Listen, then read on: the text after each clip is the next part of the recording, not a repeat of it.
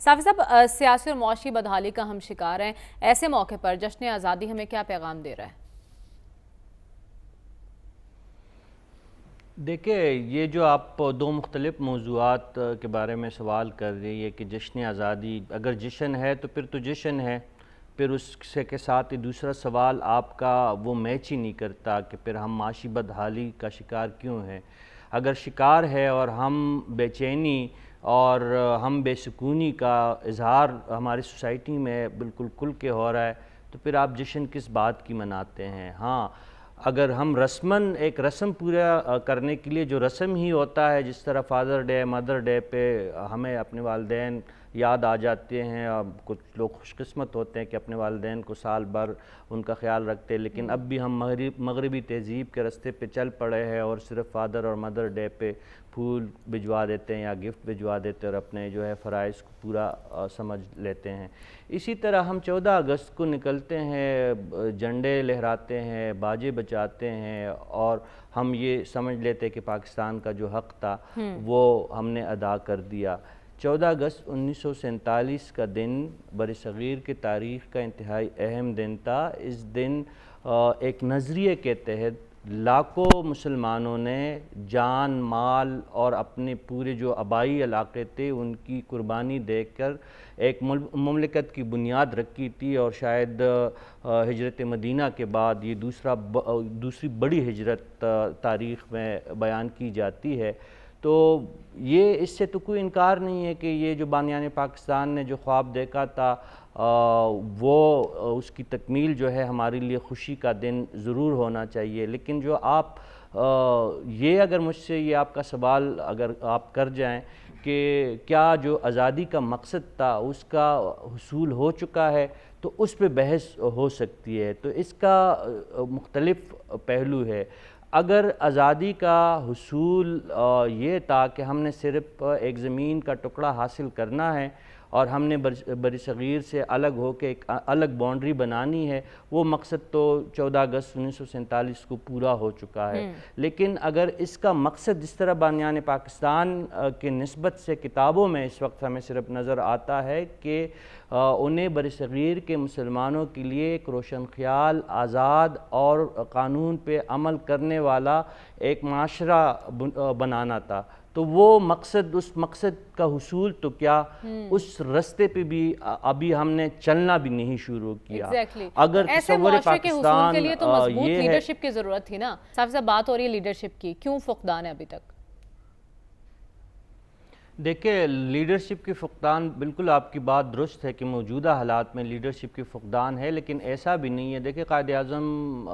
को अल्लाह ताला ने, कुदरत ने मौका नहीं दिया, जल्द इस दुनिया से रुख़्सत हुए। उसके बाद नवाबज़ादा लियाक़त अली ख़ान को शहीद किया गया जब एक लीडरशिप की सूरत में वो उभर के सामने आ रहे थे। फिर आपने देखा कि ज़ुल्फ़िकार अली भुट्टो जब एक लीडर की सूरत में सामने आए तो उनको तख्तेदार पे लटका दिया, उनकी बेटी को नहीं ज़िंदा छोड़ा गया।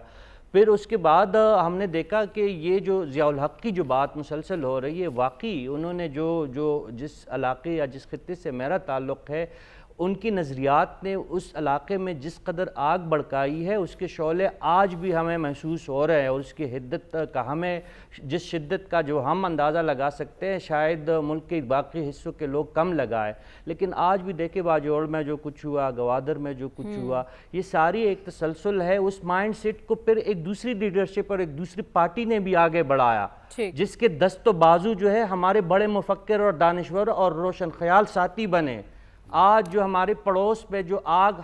जो चिंगारियाँ हमारी तरफ आ रही है, उन लोगों को किसने हीरो करार दिया था? ज़ियाउल हक़ की लेगेसी को मैं सियासी बातों को छोड़ के एक साइड पे रखता हूँ, लेकिन ज़ियाउल हक़ ने जिस तरह मज़हब का इस्तेमाल करके अपनी सियासत को दवाम बख्शा, उनके बाद अपने दिल पे हाथ रख के हम कहें कि किसने मज़हब का बेदरेग इस्तेमाल करके और अवामी जज्बात से खेलते हुए कभी तालिबान को हीरो बनाया और कभी हमें एक दूसरे के साथ दस्तो गिरबान करने पे मजबूर किया।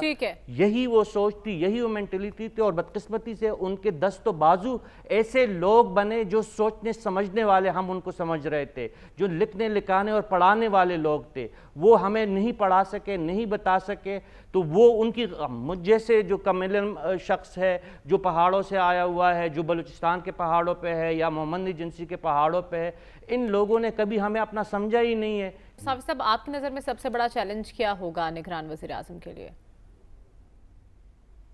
ظاہر ہے بر وقت انتخابات کروانا، شفاف انتخابات کروانا، یہ سب سے بڑا چیلنج ہے۔ پرائم رسپانسبلٹی بھی اسی مقصد کے لیے ان کو لایا گیا ہے،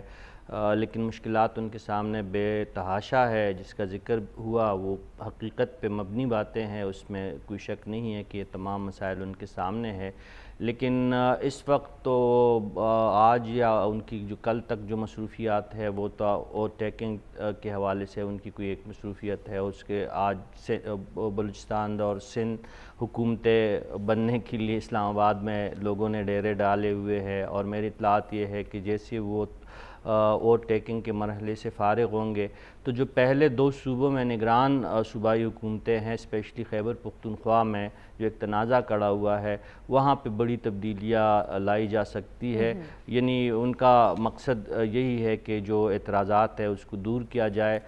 یہ تمام صورتحال اس بات کی طرف ہمیں ایک دفعہ پھر کہنا پڑتا ہے کہ بروقت انتخابات جو ان کا جو اصل ٹاسک ہے وہ پورا کرنے میں وہ ناکام رہیں گے۔ ٹھیک ہے، جو آئینی مدت ہے اس میں انتخابات ہوتے ہوئے ہمیں نہیں دکھائی دے رہے ہیں۔ اور ایاز صاحب کے لیے اچھی خبر یہ ہے، ایک میڈیا پہ ایک خبر چل رہی ہے کہ نواز شریف صاحب تشریف لا رہے ہیں اور شہباز شریف صاحب لندن جا رہے ہیں،